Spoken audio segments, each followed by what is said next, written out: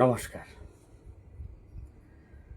অসম সাহিত্য সেৱা মঞ্চৰ সাপ্তাহিক কবিতা পাঠৰ অনুষ্ঠানত সকলোকে স্বাগতম জনাইছোঁ। অসম সাহিত্য সেৱা মঞ্চৰ সন্মানীয় সভাপতি মহোদয়, সন্মানীয় উপদেষ্টা মহোদয়, আমাৰ মঞ্চৰ প্ৰাণস্বৰূপ সন্মানীয় প্ৰশাসক মণ্ডলী আৰু মডাৰেটৰ মণ্ডলী আৰু আমাৰ এই অনুষ্ঠানৰ শিতান পৰিচালক আমাৰ সকলোৰে মৰমৰ ভাইটি আব্দুল কাদিৰ, সকলোকেই আৰম্ভণিতেই হৃদয়ৰ পৰা সকলোৰে কুশল মংগল কামনা কৰি শুভ সন্ধ্যা জনাইছোঁ। আশা কৰোঁ সকলোৱে কুশলে আছে। আজি প্ৰথমেই কেইটামান কবিতা পাঠ কৰি ল'ম, তাৰপিছত মন্তব্য পাঠ কৰিম। আজি কবিতা বহুত বেছি আছে, প্ৰায় 20টামান কবিতা আছে, কিন্তু 20টামান কবিতা এঘণ্টাত পাঠ কৰাটো বৰ জটিল কথা, সম্ভৱ নহয়। তাতে আকৌ সুন্দৰ সুন্দৰ মন্তব্যবিলাকো পঢ়িব লাগিব। মন্তব্য নপঢ়িলে আপোনালোকৰ সৈতে একাত্ম হোৱা নাযায়, আৰু আপোনালোকৰ সৈতে যদি মই একাত্ম হ'ব নোৱাৰোঁ, তেতিয়াহ'লে পাঠ কৰাৰ যি মাদকতা সেইটো মই নিজে উপলব্ধি কৰিব নোৱাৰিম। গতিকে আপোনালোকৰ সৈতে পোনপটীয়াকৈ সংযুক্ত হোৱাৰ মাধ্যম এটাই, মন্তব্য পাঠ। মই যিসকলৰ মন্তব্য দেখা পাম, সকলোৰে মন্তব্য মই পাঠ কৰিবলৈ প্ৰয়াস কৰিম।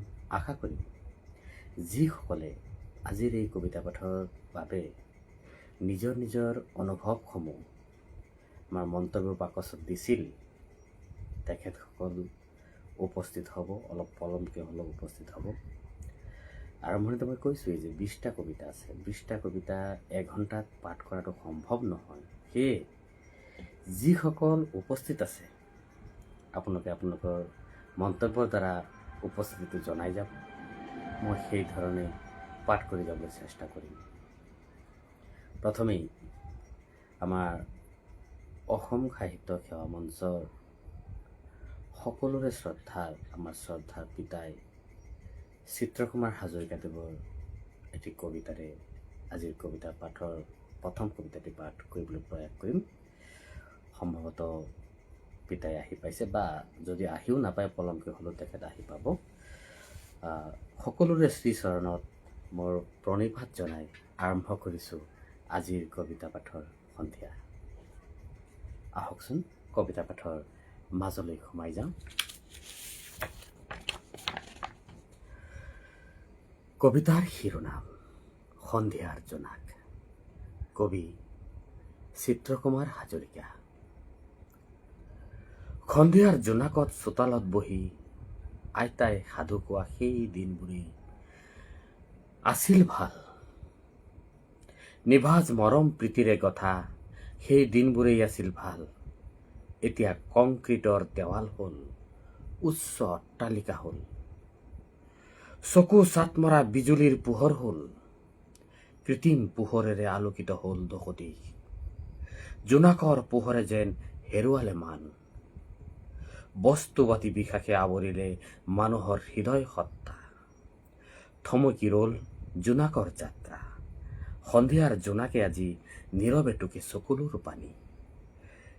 নবজায় সন্ধিয়াই আজি জোনাকী প্ৰেমৰ দুন্দুবি। আমাৰ সকলোৰে শ্ৰদ্ধাৰ চিত্ৰকুমাৰ হাজৰিকা পিতাইৰ যি অনুভৱ, সেই অনুভৱৰ যি গাম্ভীৰ্যতা, সেই গাম্ভীৰ্যতাই সুকীয়া। বৰ অনুভৱী কবি তেখেত। তেখেত এজন ভাল গল্পকাৰ, ভাল প্ৰবন্ধকাৰ, আৰু তেখেতৰ যি সৃষ্টিৰাজি, সেই সৃষ্টিৰাজি বহুতেই তেখেতৰ সেই সৃষ্টিৰাজিৰ সোৱাদ ল'বলৈ সক্ষম হৈছোঁ।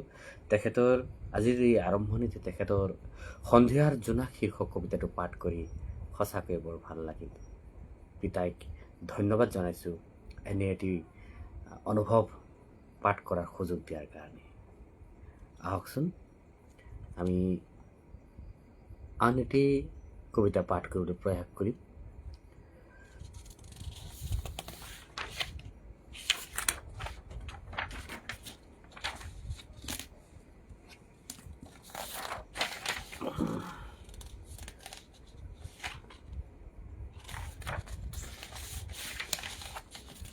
ঢেৰ কবিতা আছে, সেইকাৰণে কবিতাবিলাক বিচাৰি ল'বলগীয়া হয়।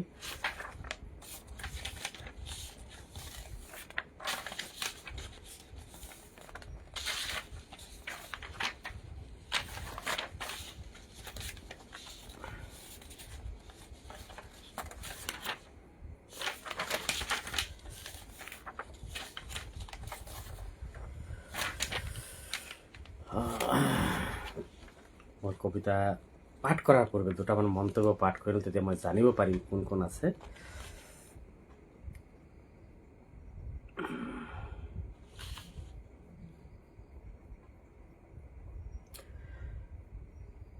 বান্ধৱ ৰয় ককাইদেউ উপস্থিত আছে, তেখেতে লিখিছে শুভ সন্ধ্যা জনালোঁ, ধন্যবাদ। আপোনাকো আন্তৰিকতাৰে শুভ সন্ধ্যা জনাইছোঁ। আমাৰ ফাৰ্জিনা বেগম ভণ্টি আছে, ভণ্টিয়ে লিখিছে শুভ সন্ধ্যা জনালোঁ দাদা, ধন্যবাদ ভণ্টি। তোমাৰ এটি কবিতা আছে, মোৰ দৃষ্টিগোচৰ হৈছে, মই নিশ্চয় পাঠ কৰিম। আৰু সেইকাৰণে আচলতে মই মন্তব্যবিলাক পাঠ কৰিবলৈ কোন কোন আছে মই প্ৰথমে জানি ল'ব লাগিব। বিজুলী তালুকদাৰ ডাঙৰীয়ানী আছে, চিত্ৰকুমাৰ হাজৰিকা পিতাই চাই আছে, পিতাই লিখিছে শুভ সন্ধ্যা জনাইছোঁ, ধন্যবাদ পিতাই, আপোনাকো শুভ সন্ধ্যা জনাইছোঁ। টিংকু ডেকা ভাইটি আছে, টিংকু ডেকা ভাইটিৰ কবিতা সম্ভৱ আছে, শুভ সন্ধ্যা জনালোঁ। মীনা গোস্বামী বাইদেউ আহিছে, শুভ সন্ধ্যা জনালোঁ দেই, ধন্যবাদ বাইদেউ, আপোনাকো শুভ সন্ধ্যা জনাইছোঁ। পৰি গগৈ শুভ সন্ধ্যা জনালোঁ পিতাই, ধন্যবাদ আই, তোৰ এটি অনুভৱ দেখা পাইছোঁ, মই নিশ্চয় পাঠ কৰিম। চলেমান আলী তেখেতে লিখিছে শুভ সন্ধ্যা, ধন্যবাদ, আপোনাকো শুভ সন্ধ্যা জনাইছোঁ। কল্পনা গগৈ লিখিছে শুভ সন্ধ্যা সতীৰ্থ, ধন্যবাদ, আপোনাকো আন্তৰিকতাৰ সৈতে শুভ সন্ধ্যা জনাইছোঁ। উৰ্বশী মৰাণ ভণ্টিয়ে লিখিছে শুভ সন্ধ্যা জনালোঁ দাদা, ধন্যবাদ ভণ্টি, তোমাৰো এটি অনুভৱ মই দেখা পাইছোঁ।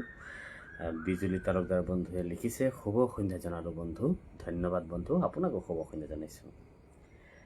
পিতাই লিখিছে আছোঁ দেই, হয় পিতাই, আপোনাক দেখা পাইছোঁ, আপোনাৰ আৰম্ভণিতেই আপোনাৰ অনুভৱটি পাঠ কৰিছোঁ, খুব এটি সুন্দৰ অনুভৱ আমাক পাঠ কৰিবলৈ সুযোগ দিছিলোঁ, ধন্যবাদ। জ্যোৎস্না দত্ত তেখেতে চাই আছে, তেখেতক আজিৰ এই কবিতা পাঠৰ অনুষ্ঠানত আন্তৰিকতাৰ সৈতে স্বাগতম জনাইছোঁ। অঞ্জুমণি কলিতা ডাঙৰীয়ানীয়ে লিখিছে শুভ সন্ধ্যা জনালোঁ বন্ধু, বৰ্তমান উপস্থিত হৈছোঁ যদিও মাজতে যাবলগীয়া হ'ব পাৰে, তাৰ বাবে ক্ষমা বিচাৰিলোঁ। একো নাই, আপুনি বৰ্তমান ঘৰত নাই, এক মাংগলিক কামৰ উদ্দেশ্যেৰে আপুনি বৰ্তমান ঘৰৰ পৰা বহুত দূৰত আছে, তথাপিতো আপুনি ইমান ব্যস্ততাৰ মাজতে যে আপুনি আমাৰ লগত আছে, সেয়াই বহুত। আপোনাক আজি এই অনুষ্ঠানত পাই সঁচাকৈ বৰ ভাল। পিতাই আকৌ লিখিছে, চিত্ৰকুমাৰ হাজৰিকা পিতাই লিখিছে মোৰ কবিতা ধুনীয়াকৈ পাঠ কৰাৰ বাবে আন্তৰিক ধন্যবাদ জনালোঁ, ধন্যবাদ পিতাই, ধন্যবাদ, আপুনি মোক আশীৰ্বাদ কৰিব, সেয়াই মোৰ বাবে যথেষ্ট হ'ব।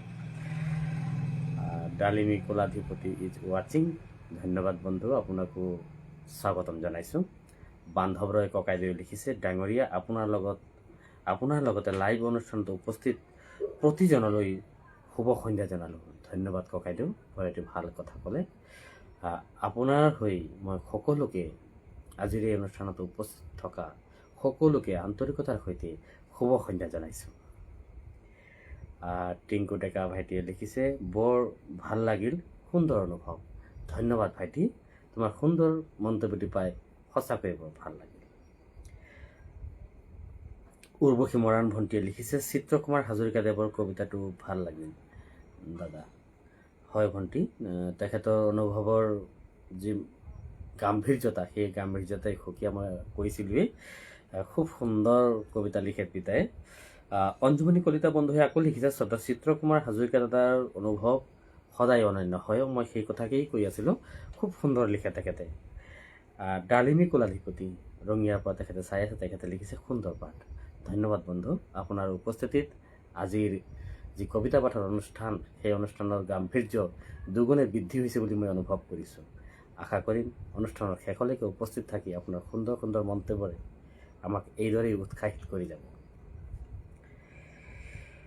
ডালিমী কুলাধিপতি আকৌ লিখিছে, শুভ সন্ধ্যা জনালোঁ আপোনাক, শুনি বৰ ভাল লাগিল কবিতাটি। ধন্যবাদ, আপোনাকো শুভ সন্ধ্যা জনাইছোঁ। উৰ্বশী মৰাৰ ভণ্টিয়ে লিখিছে, দাদা আপোনাৰ সুন্দৰ কণ্ঠত সন্ধিয়াটো জীপাল হৈ পৰিছে।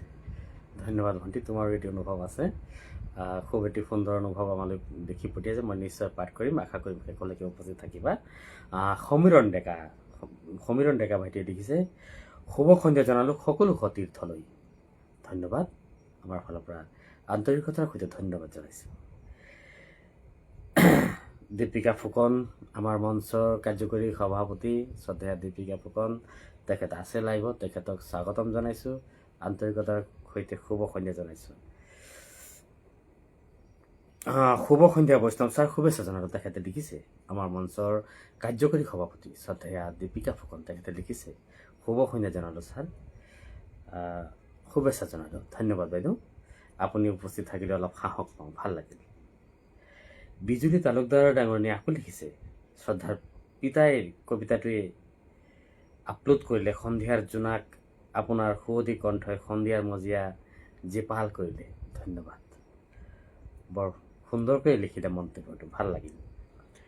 চিত্ৰকুমাৰ হাজৰিকা পিতাই আকৌ লিখিছে, সকলো সতীৰ্থ সকলোকে আজিৰ সন্ধিয়াৰ ওলগ জনালোঁ, জীপাল হওক আজি সন্ধিয়া। ধন্যবাদ পিতাই। সমীৰণ ডেকা ভাইটিয়ে আকৌ লিখিছে, হেলনীয়া সম্ভৱ কবিতা লিখিছে স্তৱক। আজি ঠিক আছে, মই পাঠ কৰিছোঁ। হেলনীয়া হোৱা বেলিৰ হেঙুলীয়া পোহৰৰ লগত আপোনাৰ কণ্ঠৰে নিগৰি অহা কবিতাৰ শব্দই আৰু জীপাল হওক এই ধুনীয়া সন্ধিয়া বেলি। কি সুন্দৰ, কি সুন্দৰকৈ লিখিছে, ধন্যবাদ। আচলতে এনেবোৰ মন্তব্যই কিমান যে উৎসাহিত কৰে, সেই ভাষাৰে প্ৰকাশ কৰিব পৰা যি শব্দ, সেই শব্দৰ অভাৱ অনুভৱ কৰোঁ মই। বান্ধৱ ৰয় ককাইদেৱে আকৌ লিখিছে, হাজৰিকা ডাঙৰীয়াৰ কবিতাটো এই সন্ধিয়াত মন চুই গ'ল সঁচাকৈ। ধন্যবাদ। আমাৰ অসম সাহিত্য সেৱা মঞ্চৰ মুখ্য প্ৰশাসক পূজা প্ৰেম বৈষ্ণৱে লিখিছে, অসম সাহিত্য সেৱা মঞ্চৰ চলন্ত কবিতাৰ সন্ধিয়া অনুষ্ঠানত উপস্থিত প্ৰতিগৰাকী প্ৰিয় সতীৰ্থকে আন্তৰিকতাৰ সৈতে স্বাগতম জনালোঁ। হয়, মুখ্য প্ৰশাসকৰ যি আহ্বান, সেই আহ্বান মোৰ ফালৰ পৰাও থাকিল। সকলোকে স্বাগতম জনাইছোঁ, আশা কৰিম শেষলৈকে থাকিব আমাৰ লগত যিসকল সংযুক্ত হৈছে, পুনৰবাৰ তেখেতসকলক আন্তৰিক ধন্যবাদ জনাইছোঁ।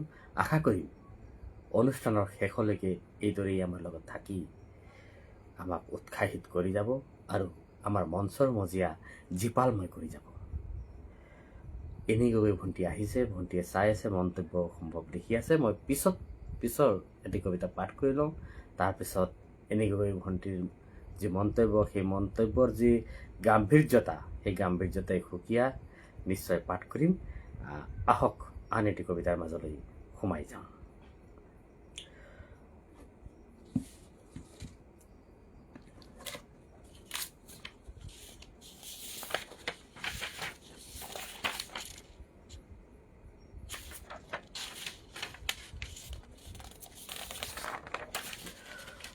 এইবাৰ লৈছোঁ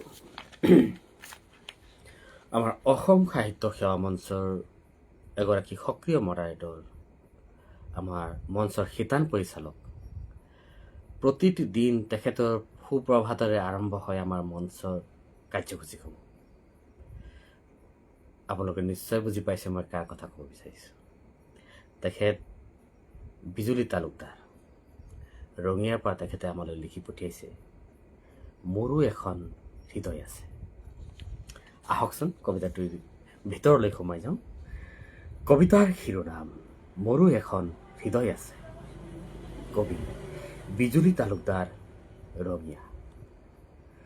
মোৰো এখন হৃদয় আছে, বহল হৃদয়, যাক ভাল পাওঁ নিস্বাৰ্থভাৱে।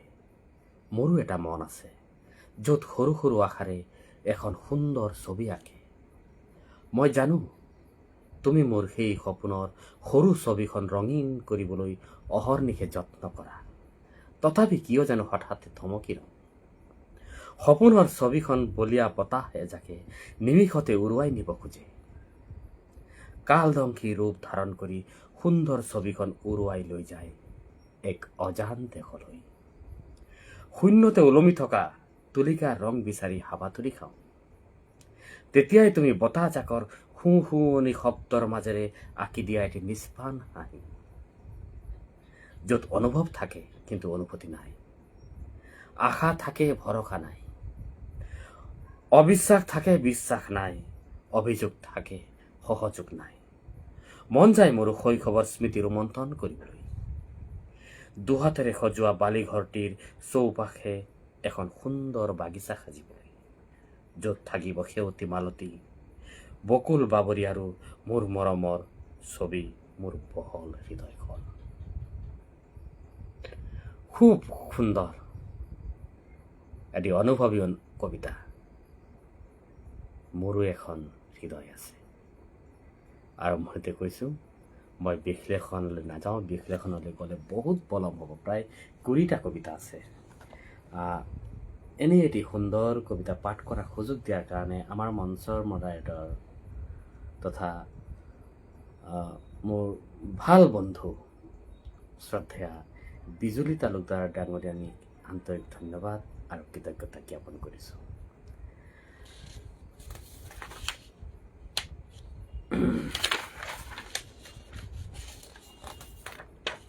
আচলতে ঢেৰ কবিতা আছে। মই এনেকৈ কবিতাবিলাক প্ৰিণ্ট কৰি লৈছোঁ। মই বাছি বাছি পাঠ কৰিবলগীয়া এইকাৰণেই হৈছে, যিসকল আছে তেওঁলোকৰহে মই কবিতা পাঠ কৰিম। কাৰণ এঘণ্টা থাকিম, এঘণ্টাৰ ভিতৰত 20টা কবিতা পাঠ কৰাটো সম্ভৱ নহয়। আহক এইবাৰ আমাৰ অসম সাহিত্য সেৱা মঞ্চৰ আন এগৰাকী সক্ৰিয় মডাৰেটৰ শ্ৰদ্ধাৰ বান্ধৱ ৰায় ককাইদেউৰ এটি অনুভৱৰ ভিতৰলৈ সোমাই যাওঁ। তেখেতে লিখি পঠিয়াইছে বঙাইগাঁৱৰ পৰা।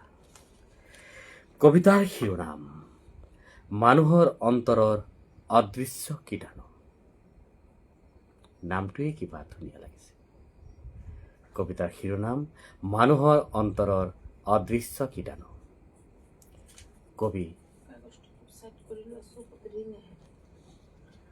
কবি বান্ধৱ ৰায়। আশাৰ বৃক্ষত কিয় বিষাদৰে ফল ফুলে? সপোনেৰে গঢ়া পথতো কিয় বিষণ্ণতাৰ ছাঁ মেলে? উদিত সূৰ্যক প্ৰণাম কৰি দিনৰ আৰম্ভণি কৰে মানুহ, কিন্তু অস্তগামী বেলিৰ পোহৰৰ কিমানজনে বা কৃতজ্ঞতা জানে? সপোন দেখা নিশাটোৱে শিকায় আশা আৰু ধৈৰ্য, কিন্তু সপোন পূৰণ হলেই সেই নিশাটোকেই পাহৰে হৃদয়ে। উপকাৰৰ মিঠা স্মৃতিও কেতিয়াবা ধূলিত পৰি ৰয়। মানুহৰ ৰক্তত যেন অশলাগী কৰাৰো বীজ বয়। অনুবীক্ষণেও নেদেখা এটা সূক্ষ্ম কীটাণু যেন লগা স্বাৰ্থৰ প্ৰেতাত্মাই নিঃশব্দে বাস কৰে মনৰ গহীনত। এয়াই আমাৰ অন্তৰ। অভাৱৰ এন্ধাৰ গুচি গলেও স্বভাৱৰ ছাঁ নুগুচে সহজে। সময়ৰ নদী বৈ যায় নীৰৱে, মানুহে মাথো ৰূপ সলায়, কিন্তু অন্তৰৰ গভীৰতাত স্বাৰ্থৰ সেই অদৃশ্য কীটাণু চিৰদিনে জীয়াই ৰয়। মানুহৰ অন্তৰৰ অদৃশ্য কীটাণু। একদম এই কবিতাৰ যিবিলাক পংক্তি, প্ৰতিটো পংক্তিয়েই বাস্তৱধৰ্মী। আৰু আপোনালোকে পঢ়িবচোন আমাৰ বান্ধৱ ৰয় ককাইদেউৰ অনুভৱসমূহ। প্ৰতিটো অনুভৱতে একোটা গভীৰ অৰ্থ আৰু জীৱনবোধ লুকাই থাকে। ভাল লাগে তেখেতৰ অনুভৱ। মই বিশ্লেষণলৈ নাযাওঁ। ধন্যবাদ জনাইছোঁ ককাইদেউ, আপোনাৰ অনুভৱটি পাঠ কৰি সঁচাকৈয়ে বৰ ভাল লাগিল। আমি দুটিমান মন্তব্য পাঠ কৰি ল'ম, তাৰপিছত আকৌ কবিতাৰ মাজলৈ আহিম।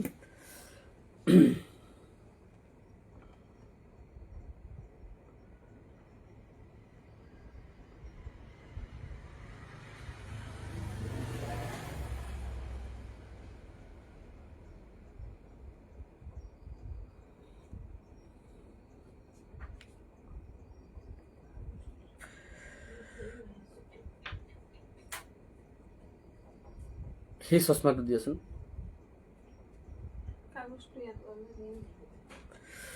চশমাৰ অলপ ৰিফ্লেক্স হৈ আছে, অলপ অসুবিধা হৈ আছে, মই চশমাটো অলপ সলাই লওঁ। কংকনা মহন্ত বাইদেৱে লিখিছে, শুভ সন্ধ্যা জনালোঁ, ধন্যবাদ। আমাৰ ডক্টৰ হৰমোহন কলিতা ছাৰে লিখিছে, গ্ৰুপৰ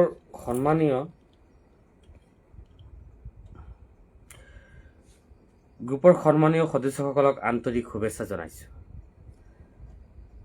ধন্যবাদ ছাৰ, আপোনাৰ উপস্থিতিত আমি বৰ সুখী হৈছোঁ। ৰিজু কাকতি বাইদেউ আহিছে। বাইদেউ, আপোনাৰ এইটো অনুভৱ আছে। ৰিজু কাকতি বাইদেউ লিখিছে, শুভ সন্ধ্যা জনালোঁ, ধন্যবাদ বাইদেউ। গীতাৰাণী দাস বাইদেউ আহিছে। গীতাৰাণী দাস বাইদেউ খুব সুন্দৰ পাঠ কৰে। তেখেতক আমাৰ মঞ্চৰ এই কবিতা পাঠৰ অনুষ্ঠানত আন্তৰিকতাৰে স্বাগতম জনাইছোঁ।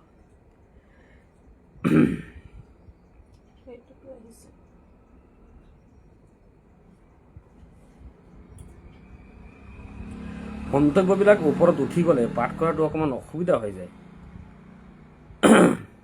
তথাপি মই চেষ্টা কৰি আছোঁ কাৰোবাৰ মন্তব্য যাতে বাদ পৰি নৰয়, তাৰ কাৰণে মই মন্তব্যবিলাক ওপৰত উঠাই আকৌ চেক কৰি আছোঁ।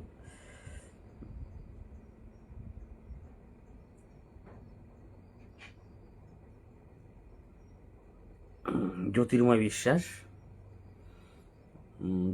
বিশ্বাস তেখেত নলবাৰীৰ পৰা চাই আছে, নলবাৰী গণেশ মন্দিৰৰ পৰা।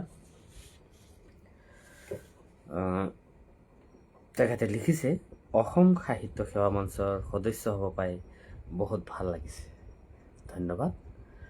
আপোনাৰ আগ্ৰহক আমি শ্ৰদ্ধা জনাইছোঁ আৰু আশা কৰিম আপোনাৰ মৌলিক সৃষ্টিৰাজিৰে আমাৰ মঞ্চৰ মজিয়া জীপালময় কৰাৰ লগতে আমাকো আপোনাৰ অনুভৱসমূহ পঢ়াৰ সুযোগ দিব।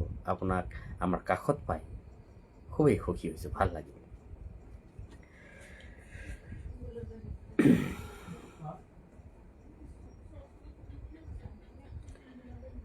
বিজুলী তালুকদাৰ ডাঙৰীয়ানীয়ে লিখিছে, ধন্যবাদ বন্ধু, মোৰ ক্ষুদ্ৰ অনুভৱটো ইমান সুন্দৰভাৱে পাঠ কৰি জীপাল কৰিলে, ধন্যবাদ। উৰ্বশী মৰাণ ভণ্টিয়ে লিখিছে, বিজুলী তালুকদাৰৰ মোৰো এখন হৃদয় আছে, কবিতাটো ভাল লাগিল দাদা, ধন্যবাদ ভণ্টি, তোমাৰ এটি অনুভৱ আছে, মই পাঠ কৰিম। পিতাই আকৌ লিখিছে, চিত্ৰকুমাৰ হাজৰিকা পিতাই আকৌ লিখিছে, চশমাটো অকণমান ৰিফ্লেক্স হৈছে, পূজাই টুপিটো আনি দিছে কিজানি,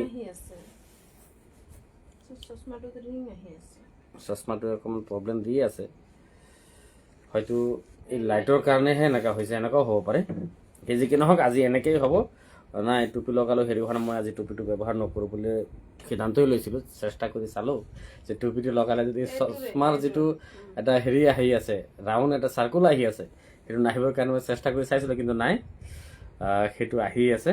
গতিকে টুপিটো আজি খুলিয়ে থলোঁ।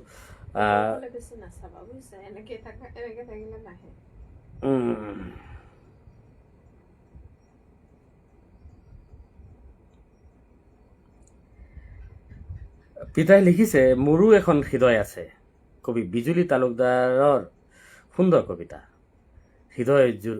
হৃদয় হেৰুৱাৰ যন্ত্ৰণাৰ মাজত হৃদয় থকাৰ অনুভৱ কিমান সুন্দৰ, পাঠ ধুনীয়া, ধন্যবাদ পিতাই। কংকনা মহন্ত বাইদেৱে লিখিছে, মোৰো এখন হৃদয় আছে, কবিতাটি বৰ ভাল লাগিল। হয়, তেখেতৰ প্ৰতিটো কবিতাই ভাল লাগে। ৰিজু কাকতি বাইদেৱে লিখিছে, বৰ সুন্দৰ অনুভৱ, পাঠ, ধন্যবাদ বাইদেউ। বিজুলতা পায়েং তেখেত ধেমাজিৰ পৰা চাই আছে সম্ভৱ। বাইদেউ লিখিছে শুভ সন্ধ্যা জনালোঁ দাদা। ধন্যবাদ ভণ্টি। বান্ধৱ ৰয় ডাঙৰীয়া লিখিছে শ্ৰদ্ধাৰ বিজুলী তালুকদাৰ বাইদেউৰ মোৰো এখন হৃদয় আছে, খুবেই ভাল লাগিল, ধন্যবাদ জনালোঁ। হয়, ধন্যবাদ। ভাৰ্জিনা বেগম ভণ্টিয়ে লিখিছে বিজুলী বাইদেউৰ ইমান সুন্দৰ অনুভৱটি আপোনাৰ সুন্দৰ কণ্ঠত বৰ সুন্দৰ লাগিল, ধন্যবাদ ভণ্টি। তোমাৰ এটি অনুভৱ আছে, মই পাঠ কৰিম। ৰিজু কাকতি মোৰো এটা অনুভৱ পঠাইছিলোঁ প্ৰিয় কবি। হয়, আপোনাৰ অনুভৱটো সম্ভৱ আছে, যদি আছে মই নিশ্চয় পাঠ কৰিম। থাকক বাইদেউ, আপুনি আছে, আপুনি লাইভত থাকিলে আমি সাহস পাওঁ। আপুনি লাইভত থাকক, নিশ্চয় পাঠ কৰিম। আমাৰ এনি কবি ভণ্টি আহিল ডিব্ৰুগড়ৰ পৰা, তেখেতে লিখিছে আজিৰ এই কবিতা লাইভ অনুষ্ঠানটি অতি সুন্দৰ আৰু সফল হোৱাৰ আন্তৰিক কামনা কৰিলোঁ। আমাৰ সকলোৰে শ্ৰদ্ধাৰ দাদাৰ কণ্ঠত সুন্দৰ সুন্দৰ কবিতা শুনিবলৈ আমি আগ্ৰহেৰে ৰৈ থাকোঁ। দাদাক অভিনন্দন আৰু সকলো কবি বন্ধু বান্ধৱীলৈ শুভ সন্ধিয়াৰ সেৱা জনালোঁ। ধন্যবাদ ভণ্টি। তোমাৰ মন পৰশা অনুভৱটি তথা মন্তব্যটি পঢ়ি সঁচাকৈ বৰ ভাল লাগিল। আৰম্ভণিৰ পৰা মই তোমাৰ অভাৱ অনুভৱ কৰি আছিলোঁ, তুমি আহিলা, খুব ভাল লাগিল। মই জানো তুমি এই যোৱা কেইদিনমান ধৰি ব্যস্ত হৈ আছা। ইমান ব্যস্ততাৰ মাজতো যে এই কবিতা পাঠৰ যি চলন্ত অনুষ্ঠান, এই অনুষ্ঠানত সংযুক্ত হৈছা, সেয়ে ভাল লাগিছে। জুলি বৰঠাকুৰ শুভ সন্ধিয়া বন্ধু। মই যোৱা সপ্তাহতে চিনাকি কৰাই দিছিলোঁ। মোৰ স্কুলীয়া দিনৰ সহপাঠী, বৰ্তমান তেখেত গুৱাহাটীত থাকে। জুলি বৰঠাকুৰ, আমি একেটা বেঞ্চতে পঢ়ি একেলগে পঢ়ি আমি খুব আমাৰ মাজত এটা ভাল বন্ধুত্ব আজিও আছে। আৰু তেখেত আমাৰ লাইভত থকাৰ কাৰণে খুবেই সুখী হৈছোঁ, ভাল লাগিল। পূৰ্ণিমা ডেকা বাইদেৱে লিখিছে শুভ সন্ধ্যা জনালোঁ ছাৰ। ধন্যবাদ বাইদেউ, সম্ভৱতঃ আপোনাৰো এটি অনুভৱ আছে, নিশ্চয় মই পাঠ কৰিম। উৰ্বশী মৰাণে আকৌ লিখিছে বান্ধৱ ৰয়দেৱৰ কবিতাটো ভাল লাগিল, ধন্যবাদ ভণ্টি। চিত্ৰকুমাৰ হাজৰিকা পিতাই আকৌ লিখিছে কবি বান্ধৱ ৰয়ৰ কবিতাটোও বৰ সুন্দৰ। আশা কিয় নিৰাশ হয়, কাৰ চক্ৰান্তত আশা নাইকিয়া হয়, হৃদয় কিয় বিষাক্ত হয়, কবিৰ প্ৰশ্ন, বৰ সুন্দৰ পাঠ। হয়, ধন্যবাদ পিতাই। আপোনাৰ এই আশীৰ্বাদ স্বৰূপ সুন্দৰ মন্তব্যটি পাই সঁচাকৈ বৰ ভাল লাগিল। নীলিমা বৰ্ণল ভণ্টি আহিছে সুন্দৰ দাদা, ভাল লাগিল, ধন্যবাদ ভণ্টি। মই কিছু সময় আগে জ্যোতিৰ্ময়ৰ এটি মন্তব্য পাঠ কৰিছিলোঁ। মই ভাবিছিলোঁ তোমালোক নিশ্চয় দুয়ো একেলগে বহি অনুভৱ কৰিছা। সি যি কি নহওক, তুমি আহিছা, ভাল লাগিল। আশা কৰিম অনুষ্ঠানৰ শেষলৈকে আমাৰ লগত সংযুক্ত হৈ থাকি আমাৰ মঞ্চৰ মজিয়া জীপালময় কৰাৰ লগতে আমাকো উৎসাহিত কৰি যাব। ৰিজু কাকতি বাইদেৱে আকৌ লিখিছে বৰ সুন্দৰ অনুভৱ। মই পাঠ কৰিছিলোঁ মন্তব্যটো। বিজুলী তালুকদাৰ বন্ধুৱে লিখিছে শ্ৰদ্ধাৰ বান্ধৱ ৰয় সতীৰ্থৰ কবিতাটো সঁচাকৈয়ে বৰ ভাল লাগিল। হয়, তেখেতৰ প্ৰতিটো অনুভৱেই বৰ সুন্দৰ। মই সেইকাৰণে কবিতাটো পাঠ কৰাৰ পূৰ্বে মই কৈছিলোঁ, আপোনালোকে কেতিয়াবা আমাৰ বঙাইগাঁৱৰ কবি বান্ধৱ ৰয় ডাঙৰীয়াৰ টাইম লাইনলৈ গৈ কেতিয়াবা কবিতাসমূহ পঢ়ি চাবচোন। আপুনি হেৰাই যাব কিছু সময়ৰ কাৰণে তেখেতৰ কবিতা পঢ়ি। ইমান সুন্দৰ কবিতা লিখে তেখেতে, সঁচাকৈ বৰ ভাল লাগে। মই কেতিয়াবা সময় পালেই মই তেখেতৰ টাইম লাইন খুচৰি যাওঁ আৰু মই কবিতা পঢ়োঁ। কবিতাবোৰ সঁচাকৈ বৰ ভাল লাগে, বৰ গাম্ভীৰ্যপূৰ্ণ কবিতা লিখে তেখেতে। আৰু তেখেতৰ কবিতা পাঠ কৰাটো কৰিব পৰাটো মোৰ কাৰণে এটি সৌভাগ্যৰ বতৰা বুলিয়েই মই ভাবোঁ। সংগীতা বৰা বাইদেউ আহিছে। সংগীতা বৰা বাইদেউ লিখিছে শুভ সন্ধ্যা জনালোঁ, ধন্যবাদ বাইদেউ। তিলক চন্দ্ৰ শৰ্মা ককাইদেউ আহিছে। তিলক চন্দ্ৰ শৰ্মা ককাইদেউ পৰিচয়ৰ প্ৰয়োজন নাই, আমাৰ সকলোৱে জানে। অসম সাহিত্য সেৱা মঞ্চৰ তেখেত মুখ্য উপদেষ্টা, সক্ৰিয় প্ৰশাসক, শিতান পৰিচালক, আমাৰ পৰামৰ্শদাতা। তেখেত অহাৰ লগে লগে যি লাইভ অনুষ্ঠান, সেই লাইভ অনুষ্ঠানৰ গাম্ভীৰ্যতা বহুগুণে বৃদ্ধি হৈ যায় তেখেতৰ উপস্থিতিত। সঁচাকৈ বৰ সাহস পাওঁ। তেখেতে লিখিছে সকলোকে শুভ সন্ধিয়াৰ প্ৰণাম জনাইছোঁ। বিশেষ সমস্যাৰ বাবে অনুষ্ঠানত উপস্থিত থাকিব পৰা নাই, ক্ষমা বিচাৰিছোঁ। মই পিছত চাই ল'ম, ধন্যবাদ। হয়, তেখেত নিশ্চয় বহুত ব্যস্ত হৈ আছে, আৰু ব্যস্ত হৈ আছে বুলি গমো পাইছিলোঁ। তেখেত ইমান ব্যস্ততাৰ মাজতে যে আমাৰ লগত সংযুক্ত হৈছে, সেয়াই আমাৰ কাৰণে বহুত বহুত ধন্যবাদ ককাইদেউ। পঢ়ি গগৈ লিখিছে কিতাপৰ প্ৰশ্ন উত্তৰ কৰিয়ে চাই আছোঁ লাইভ, ভাল লাগিছে দেই। ঠিক আছে, লাইভ চোৱাৰ পাছত আকৌ ভালকৈ কিতাপ পঢ়িবি, আধৰুৱাকৈ নথবি, এতিয়া পঢ়াৰ বয়স, ভালকৈ পঢ়িবও লাগিব, সাহিত্য চৰ্চাও কৰিব লাগিব। বিজুলী তালুকদাৰ ডাঙৰীয়ানী আকৌ লিখিছে, অশেষ ধন্যবাদ জনালোঁ উৰ্বশী মৰাণ সতীৰ্থৰ লগতে সকলো শুভাকাংক্ষীলৈ। আব্দুল কাদের মিয়া ভাইটি আহিছে, তেখেতে লিখিছে, শুভ সন্ধ্যা জনালোঁ। ধন্যবাদ ভাইটি, তোমাকো শুভ সন্ধ্যা জনালোঁ। অঞ্জুমণি কলিতা ডাঙৰীয়ানী লিখিছে, প্ৰতিটো অনুভৱ বৰ সুন্দৰ। মোৰ লগতে আজিৰ আমাৰ ঘৰুৱা অনুষ্ঠানত উপস্থিত থকা আলহী অতিথিয়ে উপভোগ কৰি সন্তুষ্টি প্ৰকাশ কৰিছে। মই গৌৰৱ অনুভৱ কৰিছোঁ বন্ধু। ধন্যবাদ। আপোনাৰ এই মন্তব্যটি সঁচাকৈয়ে বৰ ভাল লাগিল। আশা কৰিম শেষলৈকে আমাৰ লগত এইদৰেই সংযুক্ত হৈ থাকিব। এনেকৈ ভণ্টিয়ে লিখিছে, বহুত সুন্দৰ, ধন্যবাদ ভণ্টি। চিত্ৰকুমাৰ হাজৰিকা পিতাই আকৌ লিখিছে, সাহিত্য জীৱনৰ চালিকা শক্তি কবিতাৰ মাজতে থাকে। জীৱনৰ বৌদ্ধিক বৈভৱ। হয় পিতাই, একদম বাস্তৱ আৰু সত্য কথা কৈছে আপুনি। বিজুলী তালুকদাৰ ভণ্টি আকৌ লিখিছে, জুলি বৰঠাকুৰ বন্ধুক আমাৰ মাজলৈ স্বাগতম জনাম। ধন্যবাদ। মোৰ বান্ধৱীজনীক স্বাগতম জনোৱাৰ কাৰণে মই সুখী হৈছোঁ। টিংকু ডেকা ভাইটি লিখিছে, বৰ সুন্দৰ, ধন্যবাদ ভাইটি। বান্ধৱৰায় ককাইদেউ আকৌ লিখিছে, মোৰ ক্ষুদ্ৰ অনুভৱক আপুনি আপোনাৰ সুকণ্ঠৰে, খুব মনোমোহা কণ্ঠৰে শব্দত প্ৰান্তি মোক অনুপ্ৰাণিত কৰাৰ বাবে আপোনাৰ ওচৰত চিৰঋণী হৈ ৰ'লোঁ। ডাঙৰীয়া এটা কথা ক'লোঁ, বেয়া নাপাব। পিছে আপুনি টুপিটো পিন্ধিলে বেছি হেণ্ডচাম লাগে। ধন্যবাদ। মই পৰৱৰ্তী সময়ত নিশ্চয় টুপি পিন্ধিম, আৰু টুপিটো আচলতে মোৰ এটা আইডেণ্টিটিও হয়। ক'ৰবাত গ'লে মই কাৰোবাক চিনি নাপালেও মোক বহুতে চিনি পায় সেই টুপিটোৰ কাৰণে। আৰু এই টুপিটো মই প্ৰায় 10-12 বছৰ ধৰি, যেতিয়া ফেচবুকত সক্ৰিয় নাছিলোঁ তাৰ আগৰ পৰাই মই টুপি ব্যৱহাৰ কৰি আহিছোঁ। আৰু বিশেষকৈ স্কুলত যেতিয়া মই যাওঁ, যেতিয়া মই শিক্ষক হিচাপে থাকোঁ, তেতিয়া মই টুপি ব্যৱহাৰ নকৰোঁ।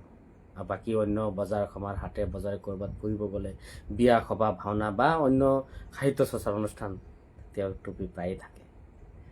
আৰু টুপি পিন্ধাটো, মই আচলতে টুপি খুব কমেই কিনো। ক'ৰবাত গ'লে মানুহবিলাকে মোক উপহাৰেই দিয়ে, বেছিভাগে টুপি উপহাৰ দিয়ে। আৰু সেই টুপিয়ে বহুকেইটা টুপি ইতিমধ্যে ঘৰত জমা হৈছে। আজি এইটো পিন্ধো, কালি সেইটো পিন্ধো, এই ধৰণে চলি আছে। আপোনাৰ এই কথাখিনি শুনি সঁচাকৈ বৰ ভাল লাগিল। মই নিশ্চয় অহা লাইভত মই নিশ্চয় টুপি পিন্ধিম। ধন্যবাদ আপোনাক। বেয়া পোৱাৰ কোনো কথাই নাই, ভাল লাগিল। বিজুলী তালুকদাৰ বন্ধুৱে লিখিছে, হয় ময়ো তেখেতৰ কবিতা পঢ়োঁ। হয়, তেখেতে সম্ভৱ বান্ধৱ ৰয় ককাইদেউৰ কথা কৈছে। পিতাইও কথাটো কৈছে, কথাটো মিছা নহয়। ধন্যবাদ পিতাই।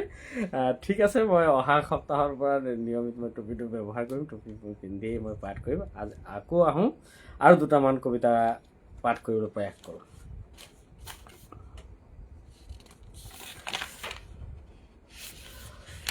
এইবাৰ লৈছোঁ পৰী গগৈ। আপোনালোকে হয়তো লক্ষ্য কৰিছে, তাই মোক মন্তব্যত পিতাই পিতাই লিখি আছে। তাই মোৰ ছোৱালী বয়সৰ, মই তাইক নিজৰ ছোৱালী বুলিয়েই ভাবোঁ। তাইও মোক পিতাই বুলিয়েই মাতে। সন্মুখী দেখা হোৱা নাই, কিন্তু মাজে সময়ে ফোনত কথা হয়। মই কেতিয়াবা গালিও পাৰোঁ। আজিও কথা হৈছিল। তাই এটি কবিতা মোলৈ পঠিয়াইছিল। কবিতাটি মই পাঠ কৰিম। কবিতাৰ শিৰোনাম, দূৰৈত থাকিয়েই ধুনীয়া হোৱা। কবি পৰী গগৈ, ডিব্ৰুগড়। দূৰৈত থকা পাহাৰখন সদায় ধুনীয়া, কিন্তু ওচৰলৈ গ'লে খলা বমা দেখি। সেয়ে দূৰত থাকিয়েই চাই থাকিম কেৱল সেউজীয়া আৰু সেউজীয়া। দূৰৈত থাকি তুমিও ধুনীয়া হোৱা, সদায় মনৰ ধুনীয়া হোৱা। মই তোমাক দূৰৰ পৰাই চাম। সেই ওখ পৰ্বত পাহাৰবোৰৰ দৰেই শুৱনি হৈ থাকিবা। পাহাৰৰ সৌন্দৰ্যই দিয়া ধুনীয়া সেউজীয়াৰ সৈতে তুমিও তোমাৰ ধুনীয়া মনটোক বিলীন কৰি দিবা। মই তাকেই চাই সুখী হ'ম। ধুনীয়া সদায়েই তুমি আৰু সেউজীয়া। সঁচাকৈ পৰী গগৈ, যদিও তাই ছাত্ৰী, পঢ়ি আছে বৰ্তমান, কিন্তু প্ৰতিটো অনুভৱেই পৈণত অনুভৱ বুলি ক'ব পাৰি। খুব সুন্দৰ লিখে, ভাল লাগে। আৰু এয়া অৱহতে কওঁ, সাহিত্য চৰ্চাৰ লগতে সমান্তৰালকে যি পাঠ্যপুথিৰ যি অধ্যয়ন তাতো যাতে কোনো ব্যাঘাত নজন্মে সেইখিনি দিশ চাব লাগিব। কাৰণ এতিয়া পঢ়াৰ সময় পঢ়াটোত কোনো কাৰণত কনচিডাৰ কৰিব পৰা নাযায়। সাহিত্য চৰ্চাও হওক, পঢ়াও হওক, আমাৰ ফালৰ পৰা আশীৰ্বাদ, শুভকামনা, শুভেচ্ছা সদায় আছে, সদায় থাকিব।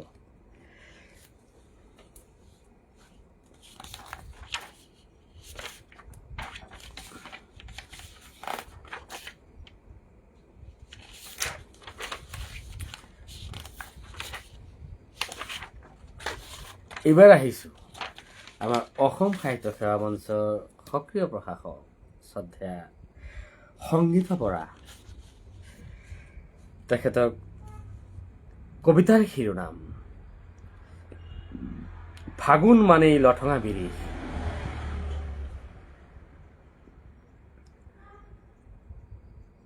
কবি সংগীতা বৰা।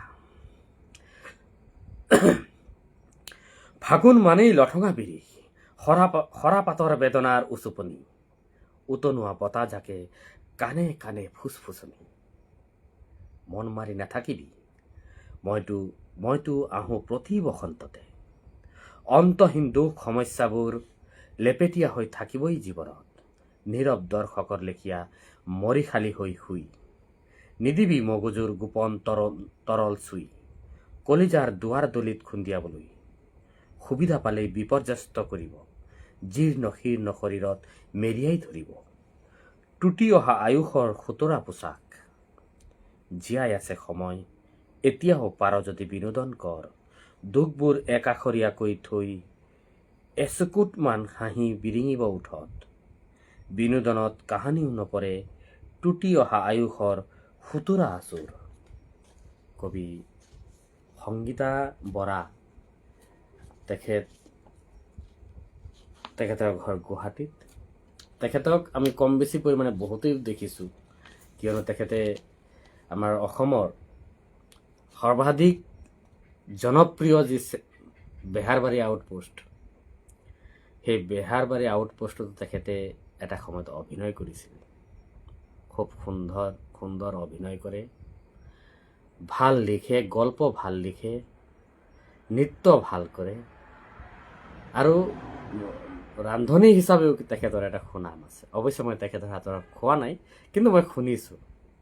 সি কি নহওক, তেখেতৰ ফাগুন মানেই লঠঙা বিৰিখ শীৰ্ষক সুন্দৰ অনুভৱটি পাঠ কৰি খুবেই ভাল লাগিল। বিশ্লেষণ কাৰোৱে কৰা নাই, গতিকে তেখেতৰতো বিশ্লেষণ মই নকৰোঁ, যিহেতু কবিতা বহুত বেছি আছে। কেইটামান মন্তব্য পঢ়ি ল'ম, তাৰপিছত আকৌ কবিতাৰ মাজত যাম।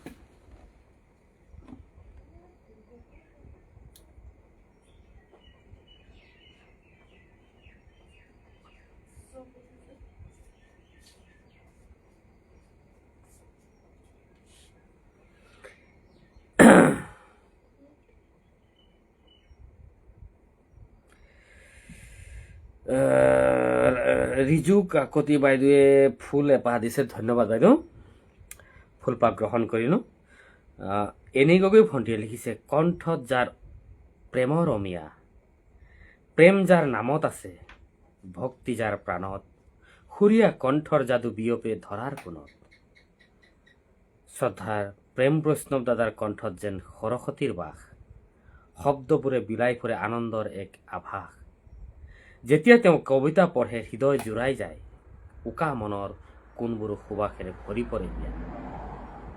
নামৰ মাজতে লুকাই আছে শক্তিৰ এখনি নদী, কণ্ঠৰ সুভাষ সেই মাধুৰ্য ৰৈ যাওক যুগ যুগ ধৰি।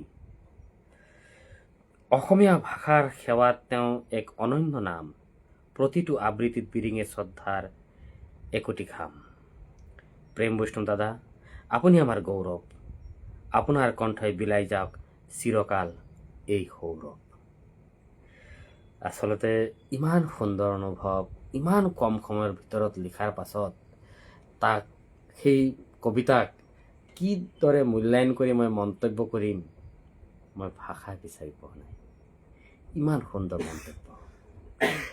এটাই ক'ম, তোমাৰ এই সৃষ্টিৰ যি ধাৰা, এই সৃষ্টিৰ ধাৰা অব্যাহত থাকক। সৃষ্টিৰ পথাৰত কৃষ্টিৰ বীজ সিঁচি তুমি আগুৱাই যোৱা। তোমাৰ এটি সোণালী ভৱিষ্যত মোৰ চকুত ধৰা পৰিছে। তুমি আৰু আগুৱাই যোৱা। ভগৱানে তোমাক সদায় কুশলে ৰাখক। ভাল লাগিল। জুনুকা পাঠক বৰপেটাৰ পৰা তেখেতে চাই আছে। তেখেতে লিখিছে, শুভ গধূলি জনালোঁ। ধন্যবাদ, আপোনাৰ উপস্থিতিত খুবেই সুখী হৈছোঁ।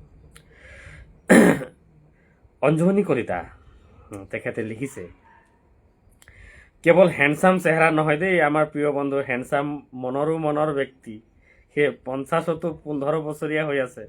সদায় সুস্বাস্থ্যৰ কুশলে থাকক সপৰিয়ালে। বহুত বহুত ধন্যবাদ।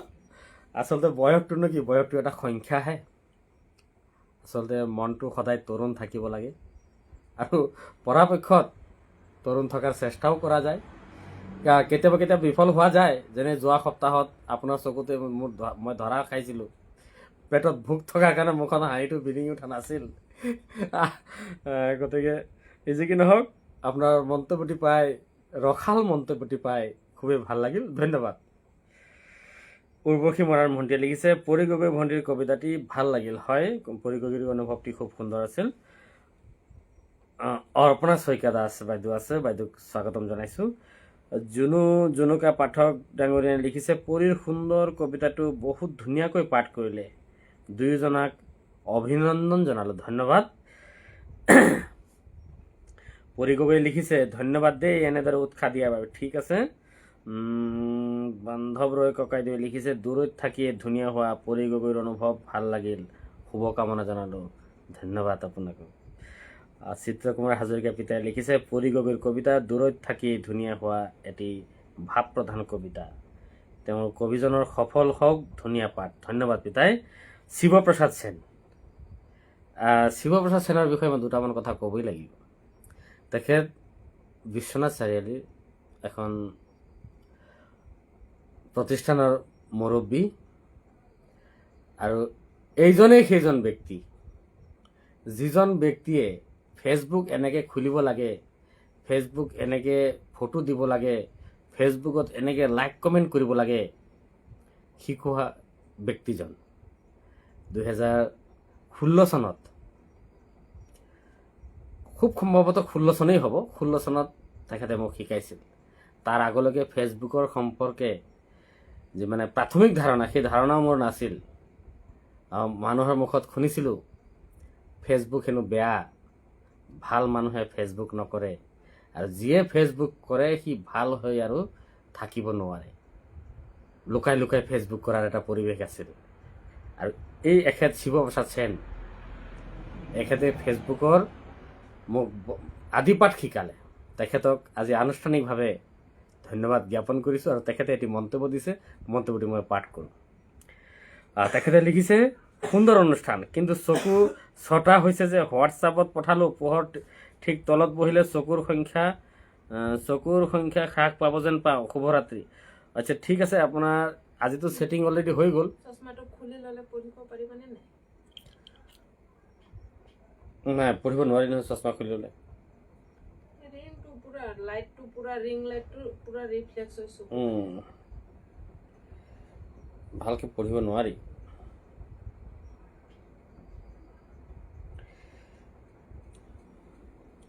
চশমাটো খুলিলে ৰাউণ্ডটো অহা নাই, কিন্তু পঢ়িবলৈ অলপ অসুবিধা হয়। তথাপি মই চেষ্টা কৰিম। চকুটো মোবাইলৰ ফালে নিদিবা, তেতিয়া তোমাৰ চকুত ৰিংটো নাহে। অকণমান তলফালে চাই থাকিবা। এনেই গগৈ লিখিছে, কি যে এক যাদুকৰী কণ্ঠ, দূৰৰ পৰা হ'লেও কবিতাটোৱে হৃদয় স্পৰ্শ কৰি গ'ল। পৰীৰ শব্দ চয়ন আৰু দাদাৰ আবৃত্তি দুয়োটাই অনবদ্য, বহুত ভাল লাগিল। ধন্যবাদ। স্বৰ্ণলতা পাঠক বাইদেউ আহিছে, তেখেতে লিখিছে, শুভ সন্ধ্যা জনালোঁ। ধন্যবাদ বাইদেউ, আপোনাৰ উপস্থিতিত বৰ সুখী হৈছোঁ। চিত্ৰকুমাৰ হাজৰিকা পিতাই লিখিছে, কবি সংগীতা বৰাৰ ফাগুনৰ বিষয়ে লিখা সুন্দৰ কবিতাটো শুনি ভাল লাগিল। ধন্যবাদ পিতাই। এনেই গগৈ লিখিছে, বৰ সুন্দৰ অনুভৱ, সকলোৰে অনুভৱ বৰ সুন্দৰ। তাৰপিছত বান্ধৱ ৰয় ককাইদেউ লিখিছে, সংগীতা বৰা বাইদেউৰ কবিতা খুবেই ভাল লাগিল, তেখেতলৈ শুভকামনা জনালোঁ। ফাৰ্জিনা বেগম ভণ্টিয়ে লিখিছে, পৰি গগৈ ডাঙৰীয়াৰ কবিতাটি বহুত ভাল লাগিল। বাস্তৱ সত্য সুন্দৰকৈ ফুটি উঠিছে অনুভৱটিত। সঁচাকৈ বহুত বস্তু দূৰৰ পৰাই ভাল দেখি অনুভৱটিয়ে দাদাৰ সুন্দৰ কণ্ঠত প্ৰাণ পাই উঠা যেন লাগিল। ধন্যবাদ ভণ্টি। অঞ্জুমণি কলিতা বন্ধুৱে আকৌ লিখিছে, মৰমৰ পৰিলৈ বহুত মৰম আৰু শুভেচ্ছা আছে। আগুৱাই গৈ থাকক তেওঁ। পঢ়াৰ লগতে সাহিত্য চৰ্চা মনোনিৱেশ কৰা পৰি সকলোৰে প্ৰিয় হৈ থাকক। অৰ্বশী মৰাণ ভণ্টিয়ে লিখিছে, সংগীতা বৰা বাইদেউৰ কবিতাটো ভাল লাগিল। ধন্যবাদ ভণ্টি। অৰ্পণা শইকীয়া বাইদেউ আহিছে। অৰ্পণা শইকীয়া বাইদেৱে লিখিছে, বৰ সুন্দৰ অনুষ্ঠান, উপভোগ্য সুন্দৰ পাঠ, অকণমান উপভোগ কৰি আনন্দিত হ'লোঁ। মই গাড়ীত ভাগিনৰ বিয়াত আহি আছোঁ। বহুত বহুত ধন্যবাদ বাইদেউ। আপুনি গাড়ীৰ পৰাও হ'লেও যে লাইভ উপভোগ কৰি আছে, এয়ে মোৰ বাবে এক আশীৰ্বাদ স্বৰূপ। খুব ভাল লাগিল। সংগীতা বৰা ডাঙৰীয়াই লিখিছে, মোৰ ক্ষুদ্ৰ অনুভৱটি ইমান সুন্দৰকৈ পাঠ কৰিলে। আপোনাৰ কণ্ঠত শুনি আপ্লুত হ'লোঁ। আপোনাক শ্ৰদ্ধাৰে ধন্যবাদ জ্ঞাপন কৰোঁ। ধন্যবাদ, আপুনি ইমান সুন্দৰকৈ লিখিলে মন্তব্য। বিজুলী তালুকদাৰ ডাঙৰীয়াই লিখিছে, হয় সঁচাকৈ অনন্য সৃষ্টি।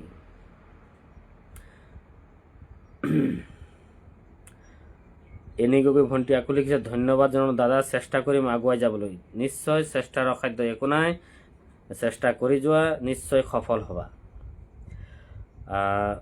স্বৰ্ণলতা পাঠক বাইদেৱে লিখিছে, আপোনাৰ কবিতা পাঠত মৌ বৰষে, সকলোৰে মনত আপলোড কৰি ৰাখে। ধন্যবাদ বাইদেউ। উৰ্বশী মৰাণ ভণ্টি আকৌ লিখিছে, আজি সন্ধিয়াতে দাদাৰ সুন্দৰ কণ্ঠৰে জীপাল হৈছে। বহুত বহুত ধন্যবাদ। জুনুকা পাঠক তেখেতে আকৌ লিখিছে, সুখেৰে হাঁহি হাঁহি আনন্দ বিলাই থাকক। চেষ্টা কৰি আছোঁ, হাঁহি হাঁহি থাকিবলৈ চেষ্টা কৰি আছোঁ। আনকো হহুৱাই নিজে হাঁহি জীৱনটো উপভোগ কৰাটোৱেই জানো জীৱন নহয়? জীৱন নহয় জানো? বিষাদৰ মাজত মেৰিয়াই থাকি মানুহ কেতিয়াও সুখী হ'ব নোৱাৰে। আমি যিমানখিনি পাইছোঁ, যিখিনি পাইছোঁ, সেইখিনিও জানো কম? সেইখিনি লৈ আমি সুখী হ'ব লাগিব। আমাৰ বাবে যিমানখিনি দৰকাৰ, যিমানখিনি প্ৰয়োজন, তেৰাই আমাক সিমানখিনিয়ে দিব। যিখিনি আমাৰ নাই সেইখিনি লৈ আমি হাহাকাৰ কৰি থাকিলে আমি জানো সুখী হ'ব পাৰিম? যিখিনি পাইছোঁ সেইখিনিক লৈ মই সুখী। ধন্যবাদ সুন্দৰ এটি মন্তব্য কৰাৰ কাৰণে। আজি সন্ধিয়াটো দাদাৰ সুন্দৰ কণ্ঠৰ জীপাল মই পঢ়িছিলোঁ চাগেতো। আজি কামৰ মাজতো আছোঁ দেই। ধন্যবাদ বন্ধু। পিতাই লিখিছে, বিশেষ কাৰণত উঠি গৈছোঁ দেই অলপ সময়ৰ বাবে। ঠিক আছে পিতাই।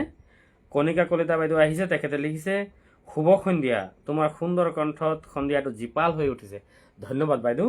আপোনাৰ সুন্দৰ মন্তব্যটি পাই আশীৰ্বাদ স্বৰূপে গ্ৰহণ কৰিলোঁ।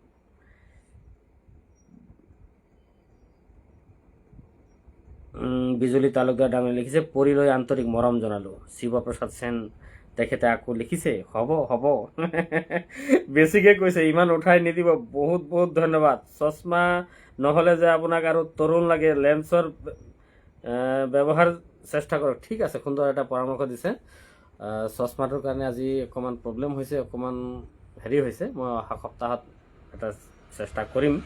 আপোনাৰ সুন্দৰ মন্তব্যটি পাই খুব ভাল লাগিলে। আৰু আপুনি আজি মোৰ লাইভত চাগে প্ৰথম, আপোনাৰ উপস্থিতিত আজিৰ এই অনুষ্ঠানটিৰ গাম্ভীৰ্য দুগুণে বৃদ্ধি হৈছে। খুব ভাল লাগিল। আশা কৰিম অনুষ্ঠানৰ শেষলৈকে উপস্থিত থাকি আপোনাৰ বলিষ্ঠ মন্তব্যৰে আমাক উৎসাহিত কৰি যাব। বান্ধৱ ৰয় ককাইদেউ তেখেতে লিখিছে, ডাঙৰীয়া আজি চকু যিমানকেইটা নহওক কিয় একো কথা নাই, চশমাযোৰ নোহোৱাকৈ নপঢ়িব। আপুনি সদায় ভালে থাকিব। ধন্যবাদ। আপুনি খুব এটা শংকা প্ৰকাশ কৰিছে, চশমা নোহোৱাকৈ পঢ়িবলৈ যাওঁতে মই কিবা বেলেগ কিবাহে পঢ়ি পেলাম নেকি? ঠিক আছে দিয়ক, চশমা খুলি নপঢ়োঁ। এনেকৈ ভণ্টি আকৌ লিখিছে, এইবাৰ সময়ৰ অভাৱত কবিতা দিব নোৱাৰিলোঁ। টিংকু ভাইটিক কৈছোঁ মোক নকলা বুলি, কিন্তু সি কৈছিল মইহে মোবাইল লোৱা নাছিলোঁ। হয় নেকি? যি কি নহওক, তুমি মন্তব্য আকাৰে খুব এটি সুন্দৰ অনুভৱেই দিছিলা। মই ইতিমধ্যে পাঠ কৰিছোঁ। তোমাৰ কবিতা নাই, অথচ তুমি আছা ইমান ব্যস্ততাৰ মাজত। এইটো কম কথা নহয়। সি যি কি নহওক, তোমাৰ সুন্দৰ মন্তব্যটি পাই ভাল লাগিল। বিজুলী তালুকদাৰ ডাঙৰীয়াই লিখিছে, হাঁহিৰে জীৱন সুন্দৰ কৰক, নিজেও হাঁহক, আনকো হহুৱাওক। সুন্দৰ কথা কৈছে। ধন্যবাদ। আমি আহকচোন আৰু দুটিমান কবিতাৰ ভিতৰলৈ যাওঁ। কবিতা কেইটা পাঠ কৰিব পাৰোঁ নাজানো, কিন্তু যিকেইজনক মই দেখা পাই আছোঁ সেইকেইজনৰ কবিতাহে মই পাঠ কৰি আছোঁ। উষা ৰয়ৰাভাক দেখা পোৱা নাই, তেখেতে কবিতা দিছিল। তাৰপিছত পূৰ্ণিমা ডেকা বাইদেউ আছে নাই অলপ আগত আছিলে তেখেতৰ এটি অনুভৱ আছে অনুভৱটি মই পাঠ কৰিম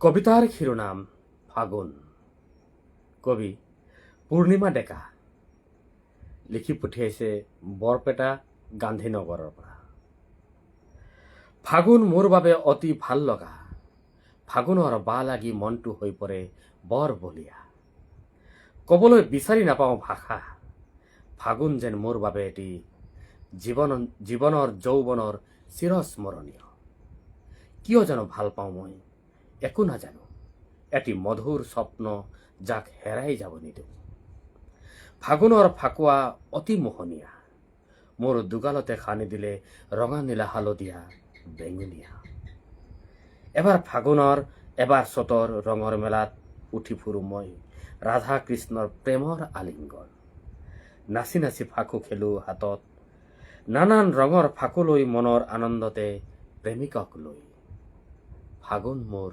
বাবে অতি ভাল লগা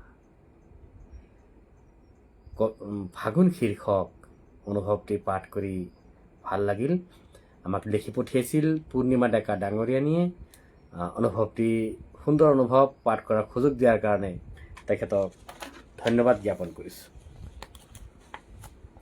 তেখেত কিছুক্ষণ পূৰ্বে আছিল এতিয়া বৰ্তমান আছে নাই নাজানো সি কি নহওক অনুভৱটি পাঠ কৰি ভাল লাগিল এনেটি বৰ্ষিয়ান কবিৰ কবিতা পাঠ কৰিব লৈছোঁ কবিতাৰ শিৰোনাম সৰাপাতত নিলিখো তোমাৰ নাম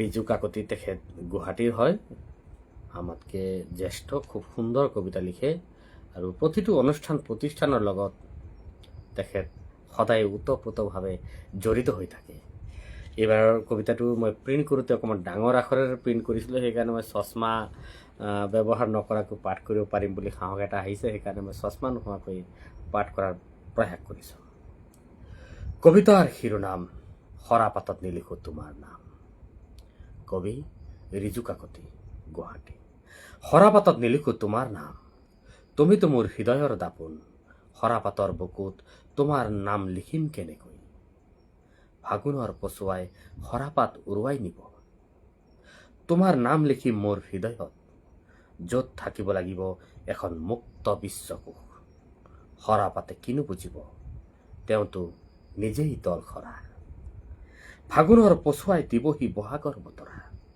ফাগুনৰ কুলিৰ কুঁ কুঁ মাত লঠঙা ডালত মেলিব কুঁহিপাতৰ আঁৰে আঁৰে কুলিজনীৰ হিয়া ভঙা মাত সৰাপাতত নিলিখো তোমাৰ নাম আমাৰ বৰ্ষিয়ান কবি শ্ৰদ্ধেয়া ৰিজু কাকতি ডাঙৰীয়ানীৰ দ্বাৰা ৰচিত সৰাপাতত নিলিখো তোমাৰ নাম শীৰ্ষক কবিতাটো পাঠ কৰি সঁচাকৈ বৰ ভাল লাগিল বাইদেৱে খুব সুন্দৰ কবিতা লিখে এনে এটি কবিতা পাঠ কৰাৰ সুযোগ পাই সঁচাকৈ বৰ ভাল লাগিল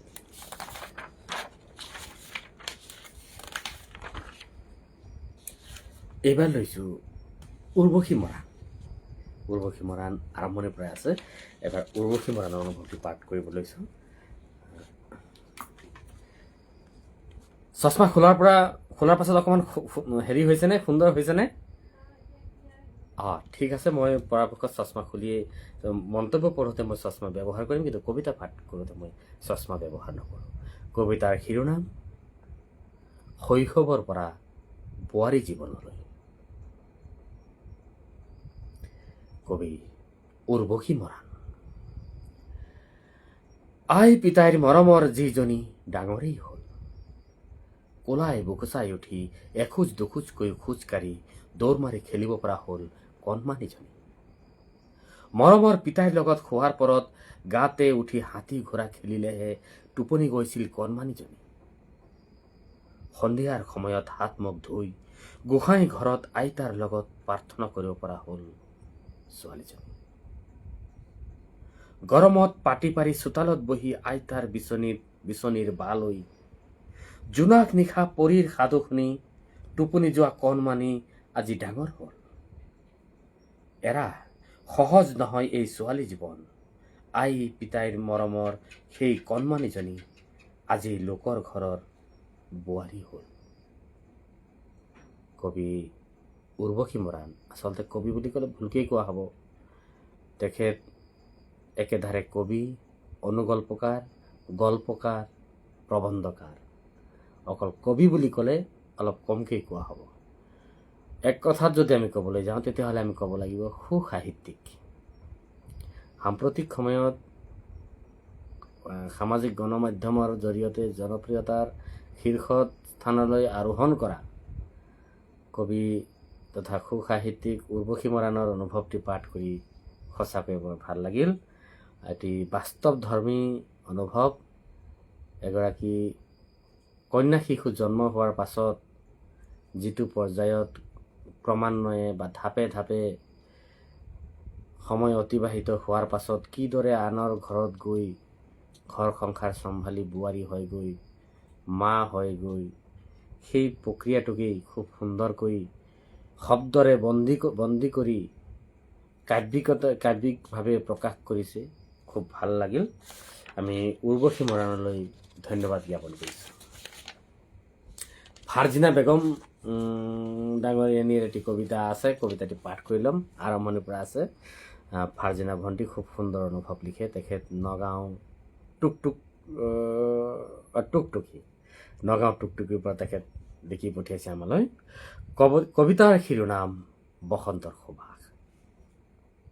কবি ফাৰ্জিনা বেগম, টুকটুকী, নগাঁও, অসম। বসন্তৰ পৰশত লঠঙা প্ৰকৃতিয়ে নতুন সাজ পিন্ধে। চাৰিওদিশে বিয়পে বসন্তৰ সুবাস।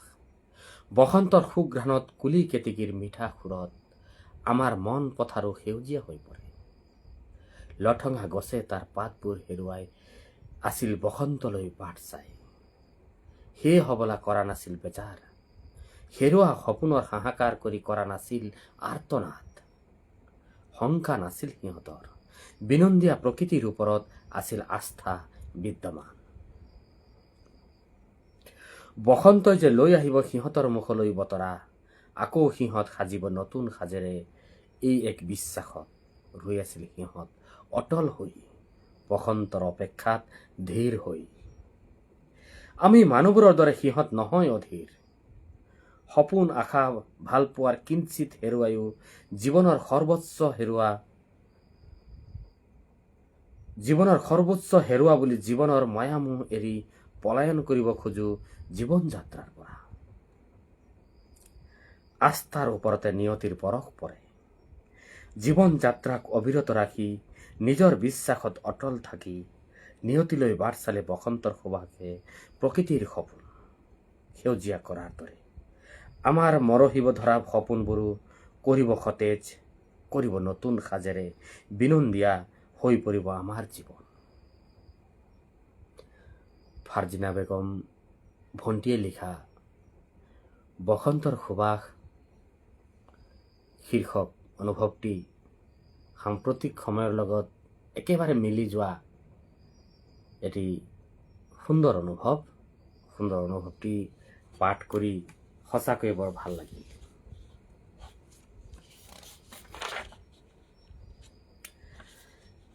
এইবাৰ আহিছোঁ আমাৰ আন এগৰাকী সক্ৰিয় মডাৰেটৰ, অসম সাহিত্য সেৱা মঞ্চৰ সক্ৰিয় মডাৰেটৰ তথা ভাল লিখক, সুন্দৰ লিখে, যিয়ে নেকি বানানৰ প্ৰতিও এক তেখেতৰ ভাল দখল আছে। তেখেতৰ এটি অনুভৱ পাঠ কৰোঁ। কবিতাৰ শিৰোনাম ভাতৃঘাতী সংঘৰ্ষ। কবি অঞ্জুমণি কলিতা। বিজ্ঞান আৰু প্ৰযুক্তিবিদ্যাৰ অসীম অগ্ৰগতি, শিক্ষা আৰু সংস্কাৰেৰে সমাজৰ প্ৰগতি। বিজ্ঞানে গাইছে হেনো মানৱৰ জয়গান, ক্ষেপণাস্ত্ৰৰ প্ৰয়োগত হৰহৰি কম্পমান। ভাতৃয়ে কৰিছে সংঘৰ্ষ, আত্মীয়ৰ তেজেৰে দুহাত ৰক্তাক্ত। যুদ্ধ আমাক নালাগে, লাগে মাথো শান্তি, যুদ্ধই জানো আনিব দেশৰ প্ৰগতি। কবিতাটি এনেই খুব ছুটি, কিন্তু কবিতাটিৰ মাজত যি ভাবাৰ্থ, সেই ভাবাৰ্থ খুবেই গাম্ভীৰ্যপূৰ্ণ। যুদ্ধ আমাৰ কাম্য নহয়, যুদ্ধ আমাক নালাগে। যুদ্ধই দেশৰ বা দহৰ একো প্ৰগতি কৰিব নোৱাৰে।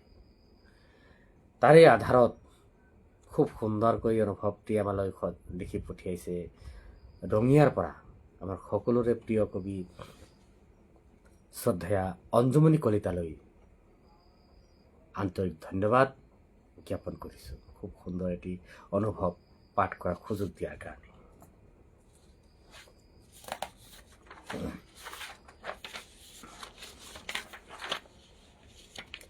টিংকু ডেকা আছে, আৰম্ভণিৰ পৰা আছে, মই দেখা পাই আছোঁ। এইবাৰ পাঠ কৰিব লৈছোঁ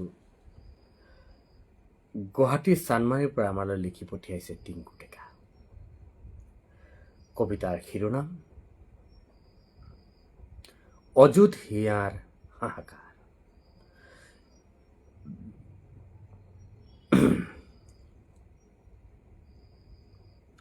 চিতাৰ জুইত আজি জাহা গ'ল এটি যুগ, স্তব্ধ হ'ল চহৰ, মৌন হ'ল আকাশৰ মুখ। শ শ কিলোমিটাৰ নিলগত থাকিও আজি বুকু পৰিছে সেই জুইৰ উত্তাপত। অশ্ৰু নিগৰিছে প্ৰতিটো চকুৰ কোণত। তুমি কলৈ গ'লা, কাক সুধি গ'লা এই বিশাল শূন্যতাৰ কথা, যাৰ কণ্ঠই দিছিল আমাক জীয়াই থকাৰ ভাষা। আজি সেই কণ্ঠই দি গ'ল বুকুত বিদীৰ্ণ ব্যথা। বিদায় বুলি নকওঁ, বিদায় শব্দটো যে বৰ গধুৰ। তুমিতো আমাৰ বুকুৰ মাজতেই আছা, কেতিয়াবা সুৰ হৈ, কেতিয়াবা সাহস হৈ প্ৰচুৰ। অপেক্ষা নকৰোঁ তোমাৰ ঘূৰি অহাৰ বাবে, কাৰণ তুমিতো আমাৰ তেজৰ সোঁতত আছা।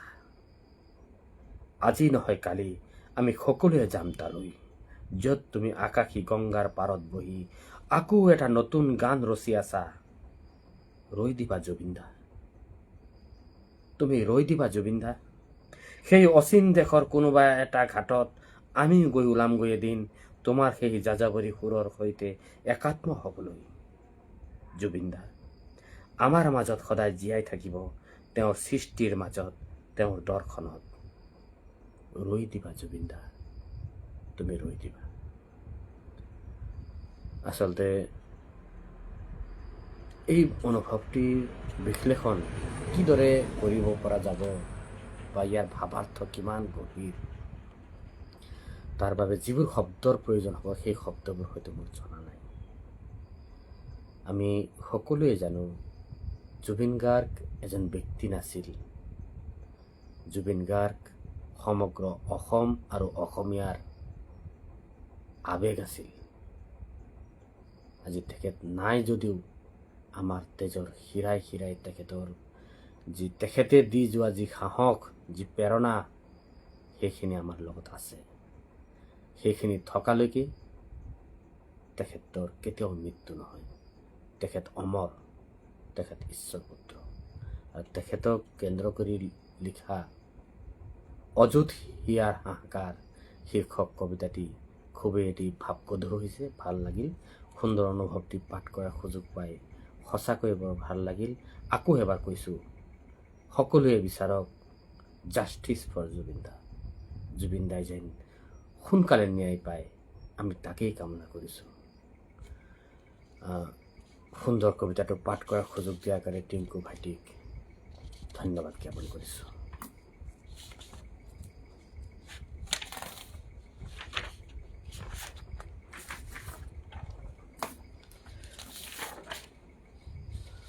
অনন্ত কুমাৰ ভূঞাদেৱৰ কবিতা আছিল, তেখেতক মই দেখা পোৱা নাই। দেখা পোৱা হ'লে মই নিশ্চয় পাঠ কৰিলোহেঁতেন। সোণেশ্বৰী দাস ওৰাং, তেখেতৰ কবিতা আছিল, তেখেতকো মই দেখা পোৱা নাই। কৃষ্ণ দাস হাজৰিকা কবিতা আছিল, তেখেতক দেখা পোৱা নাই। যদি আছে অকণমান আছোঁ বুলি ক'ব। মীনা শৰ্মা লখিমপুৰৰ পৰা তেখেত আছিল, কবিতা দিছিল, দেখা পোৱা নাই। কুণ্ডিল হাজৰিকা তেখেতে কবিতা দিছিল, দেখা পোৱা নাই। তাৰপিছত আয়েশা ছিদ্দিকা কবিতা দিছিল দেখা পোৱা নাই। উষা ৰয় ৰাভা তেখেতক দেখা পোৱা নাই। তাৰপিছত নাং লিজাশ্ৰী বন্তি গোহাঁই দেখা পোৱা নাই। তাৰপিছত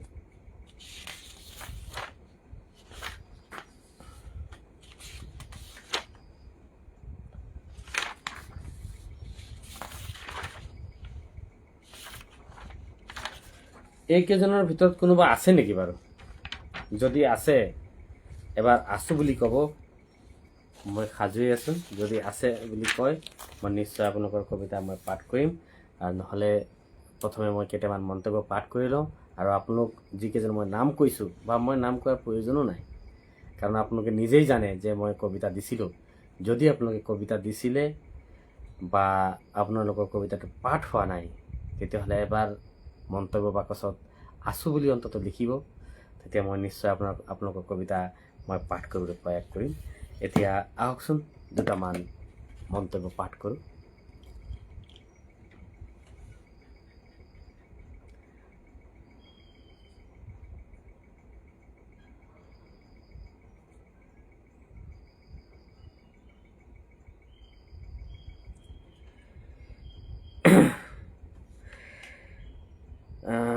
বান্ধৱ ৰয় ককাইদেউ লিখিছে ভাৰ্জিনা,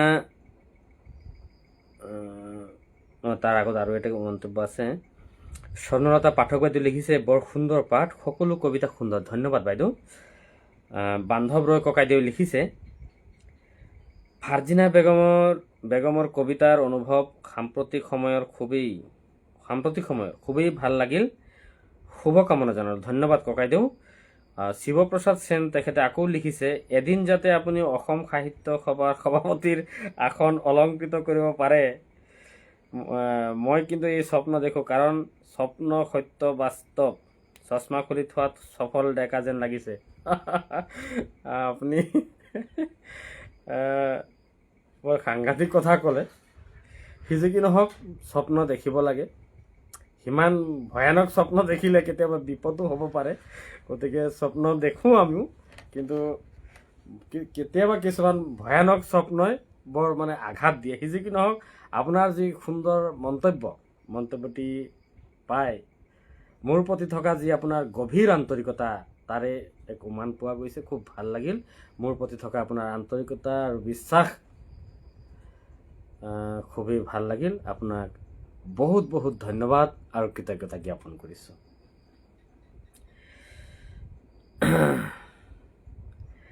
উৰ্বশী মৰাণ ভণ্টিয়ে লিখিছে ভাৰ্জিনা বেগমৰ কবিতাটো ভাল লাগিল। হয় ভণ্টি।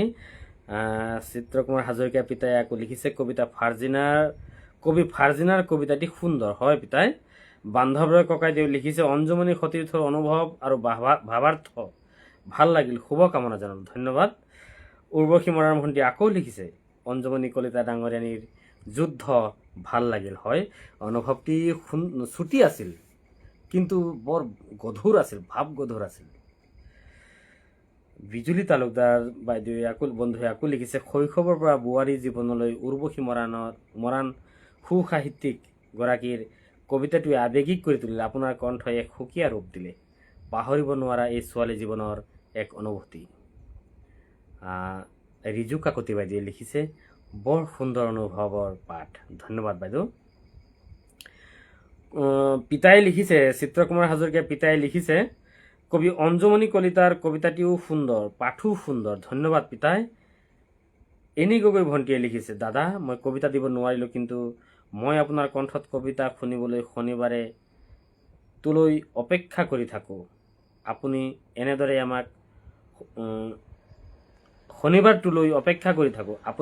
আমাক আপোনাৰ সুৰীয়া কণ্ঠেৰে আপলোড কৰি যাওক, ধন্যবাদ ভণ্টি। ভাৰ্জিনা বেগমে লিখিছে অশেষ ধন্যবাদ দাদা। মোৰ ক্ষুদ্ৰ অনুভৱটিক ইমান সুন্দৰকৈ আপোনাৰ কণ্ঠেৰে নিগৰুৱা বাবে আপোনাৰ বিশ্লেষণবোৰ মোৰ বহুত মনোপুত হয়, কিন্তু আজি কবিতাৰ সংখ্যা বেছি হোৱাৰ বাবে আমাৰ সেই ভাগ্য নহ'ল। আপোনাৰ সুস্বাস্থ্য কামনা কৰিলোঁ, ধন্যবাদ, বহুত বহুত ধন্যবাদ। এনেকৈ ভণ্টি আকৌ লিখিছে বৰ সুন্দৰ অনুভৱ শুনি আৱেগিক হৈ পৰিলোঁ খন্তেকৰ বাবে, ধন্যবাদ ভণ্টি। উৰ্বশী মৰাণ ভণ্টি আকৌ লিখিছে টিংকু ডেকাৰ অযুত হিয়াৰ মৰম, অযুত হিয়াৰ হাহাকাৰ ভাল লাগিল। হয়, টিংকু ডেকাৰ যি অযুত হিয়াৰ অনুভৱটি খুবেই ভাল লাগিছিল। পিতাই লিখিছে, জুবিনৰ কথা ভাবিলেই মনটো গধুৰ হয়। হয় পিতাই, ভাবিব নোৱাৰা এক বোজাই যেন হেঁচা মাৰি ধৰে আমাৰ বুকুত, তেনে এক অনুভৱ হয়। এনেকৈ লিখিছে, জাষ্টিছ ফৰ জুবিন গাৰ্গ। ধন্যবাদ। আমিও একেমুখে সেই একেই কওঁ, জাষ্টিছ ফৰ জুবিন গাৰ্গ। পেহী অঞ্জুমণি কলিতাৰ কবিতাটো আমি শুনিলোঁ। ইয়াত কবিতা কেনেকৈ পঠিয়াব পাৰি জনাবচোন। অঞ্জুমণি কলিতাৰ পেহীয়ে লিখিছে, কবিতা কেনেকৈ পঠিয়াব পাৰি, এই আমাৰ কবিতা পাঠৰ বাবে লাইভৰ বাবেতো হেৰি দিয়া হয়, পোষ্ট দিয়া হয়। সেই পোষ্টত মন্তব্য হিচাপে দিলেই হৈ যাব। আৰু কিবা কাৰণত কেতিয়াবা মন্তব্য, কবিতা যেতিয়া বেছি আহি যায়, মন্তব্য বন্ধ কৰি দিয়া যায়। বন্ধ কৰি দিয়াৰ পাছত তেতিয়া কবিতা তাত দিব নোৱাৰি। সেই সময়ত আমাৰ শিতান পৰিচালকৰ লগত যোগাযোগ কৰিব বা পোনপটীয়াকৈ মুখ্য প্ৰশাসকৰ লগত যোগাযোগ কৰিব বা মোৰ লগত যোগাযোগ কৰিলেও হ'ব। কবিতা দিব আৰু কবিতা দিয়াৰ পাছত আমি নিশ্চয় পাঠ কৰিম। আপোনাৰ আগ্ৰহ দেখি খুবেই ভাল লাগিল। আপোনাৰ উপস্থিতিত আমি বহুত সুখ অনুভৱ কৰিছোঁ। আমি পেহীক কৈছোঁ দেই। টিংকু ডেকা ভাইটিয়ে লিখিছে, অন্তৰৰ পৰা ধন্যবাদ জনাইছোঁ, আমি বৰ সুখী হৈছোঁ। বান্ধৱ ৰয় ককাইদেৱে লিখিছে, আছো দেই ডাঙৰীয়া শেষলৈকে, ধন্যবাদ। এনেকৈ ভণ্টি আকৌ লিখিছে, শ্ৰদ্ধাৰ উৰ্বশী মৰাণ বাইদেউ, আপোনাৰ শৈশৱৰ পৰা বোৱাৰী জীৱনলৈ কবিতাটোৱে বুকুখন কঁপাই গ'ল। প্ৰতিগৰাকী নাৰীয়ে নিজৰ জীৱনটো যেন এই কবিতাটোৰ মাজেৰেই দেখা পাইছে। ইমান চুটি অথচ ইমান গভীৰ উপস্থাপন। শব্দবোৰ বৰকৈ চুই গৈছে। আপোনাৰ লিখনি আৰু প্ৰেম বৈষ্ণৱ দাদাৰ কণ্ঠ দুয়োটাই আমাক মুগ্ধ কৰিছে। বহুত মৰম আৰু শ্ৰদ্ধা জনালোঁ।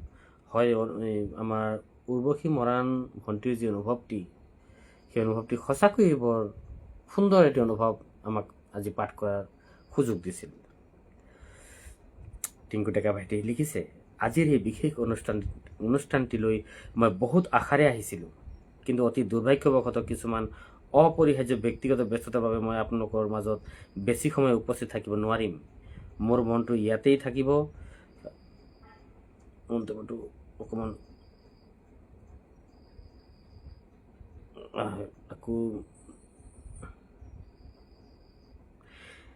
বেছি সময় উপস্থিত থাকিব নোৱাৰিম। মোৰ মনটো ইয়াতেই থাকিব। মাথো শাৰীৰিকভাৱে বিদায় ল'বলগীয়া হৈছে।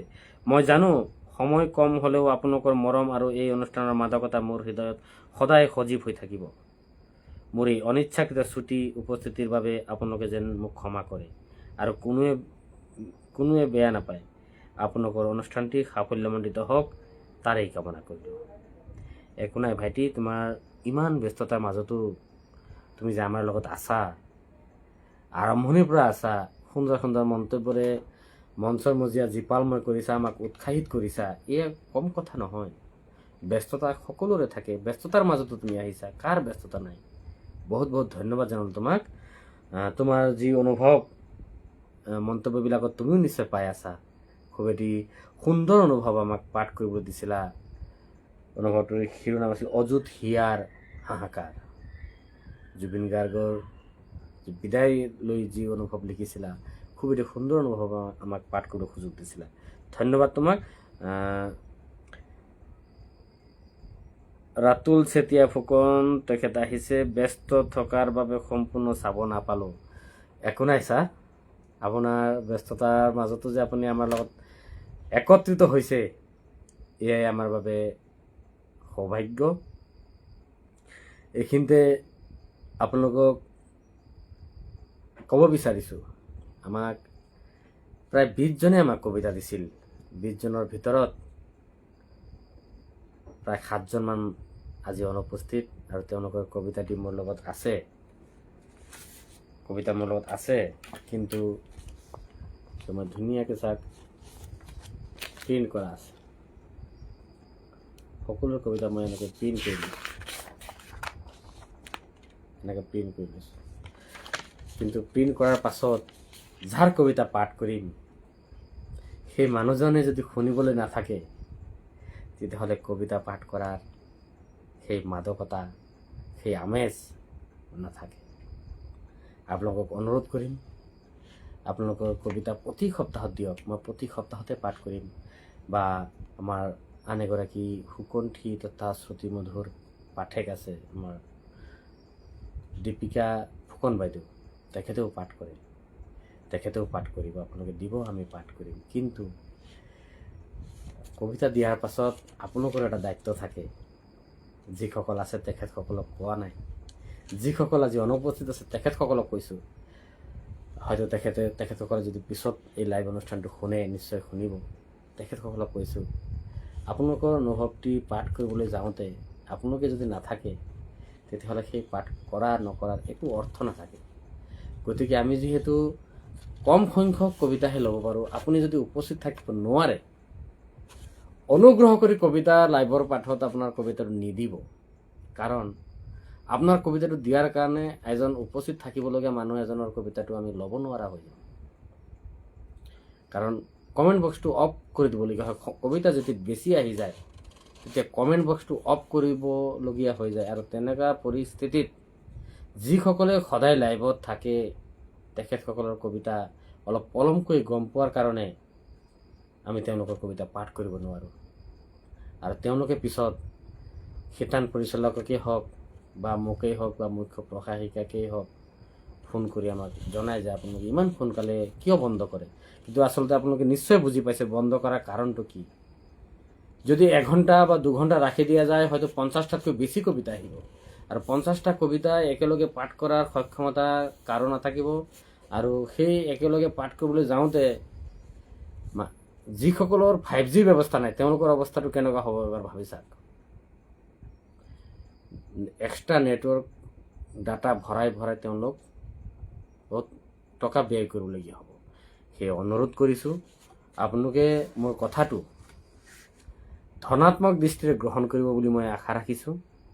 পৰৱৰ্তী সপ্তাহত আপোনালোকে মন্তব্য বাকচত কবিতা দিওঁতে কবিতাৰ তলত আৰু এটা বাক্য লিখি দিব যে মই উপস্থিত থাকিম।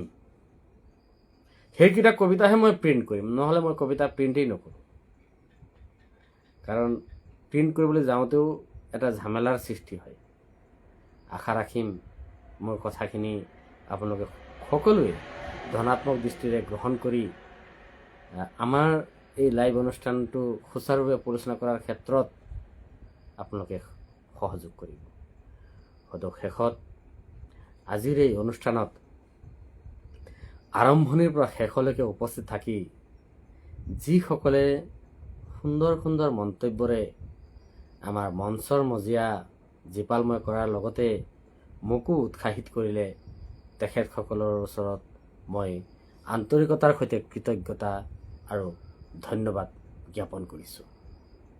আপোনালোকৰ উপস্থিতি থকাৰ বাবেই মই 1 ঘণ্টা সময়, 1 ঘণ্টাতকৈ বোধকৰো অলপ বেছি হৈছে, মই ঘূৰি চোৱা নাছিলোঁ। আপোনালোকৰ সময়ত খুব সুন্দৰকৈ অতিবাহিত কৰাৰ এটা সুযোগ পালোঁ। আপোনালোকৰ কবিতা নিদিয়া হ'লে মই সেই সুযোগখন নাপালোঁহেঁতেন। এনে এটি সুযোগ অনাদিকালতো আপোনালোকে দি থাকিব বুলি মই আশা ৰাখি সকলোৰে কুশল মংগল কামনা কৰি আজিৰ এই অনুষ্ঠানৰ পৰা বিদায় ল'ব বিচাৰিছোঁ। অজানিতে বা অনিচ্ছাবশতঃ যি উচ্চাৰণ বিভ্ৰাট বা শব্দৰ প্ৰয়োগৰ যদি কিবা খেলিমেলি হৈছে এই অভাজনক আপোনালোকে নিজৰ ভাইটি, দাদা, বন্ধু, খুৰা, পেহা যি বুলি ভাবে, যি বুলি আঁকোৱালি লয়, নিজৰ বুলি ভাবি ক্ষমা কৰি দিব বুলি আশা ৰাখি আজিৰ এই অনুষ্ঠানৰ পৰা সকলোৰে কুশল মংগল কামনা কৰি বিদায় মাগিলোঁ। সকলোৱে কুশলে থাকক, সুস্থ থাকক। শুভৰাত্ৰি।